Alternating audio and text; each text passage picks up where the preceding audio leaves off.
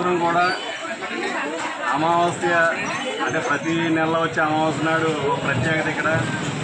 అమావాస్య కరెక్ట్గా శుక్రవారం రావడం అనేది ఇంకా ప్రత్యేకత. ఉదయం నుంచి కూడా అభిషేకాలు, మరి కుంకుమ పూజలు, అనంతరం మరి అన్నదాన కార్యక్రమం మన ప్రతి శుక్రవారం కూడా చేయడం ఆనవాయి ఇక్కడ. అదే క్రమంలో ఈవేళ అమావాస్య రావడం, అమ్మవారి దర్శనానికి విశేషంగా భక్తులు వచ్చి మరి మొక్కులు, తర్వాత తులాభారం, పిల్లలు లేని వాళ్ళకి పిల్లలు కలిగితే తులాభారాలు ఇచ్చుకుంటామని చెప్పి మొక్కున్న వాళ్ళందరూ కూడా ఇవాళ మొక్కులు తీసుకోవడం జరిగింది.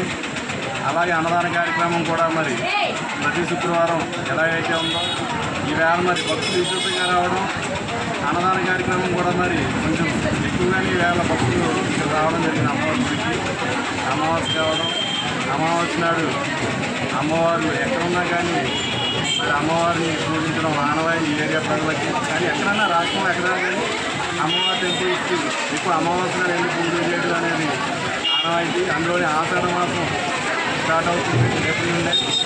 ఈ ఆషాఢ మాసంలో మరి అమ్మవారి గుళ్ళన్నీ కూడా మరి ఎప్పుడూ కూడా అమ్మ ఆశీస్సుల కోసం మరి విధంగా భక్తులు రావడం జరుగుతూ ఉంటుంది.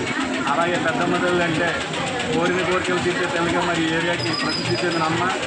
ఈ అమ్మవారి ఆశీస్సులు కావాలని చాలామంది వచ్చి ఇక్కడ దండం పెట్టుకుని మొక్కులు, కోరిన కోరికలు తీర్చే తల్లిగా ప్రసిద్ధి చెందిన అమ్మ ఇక్కడ.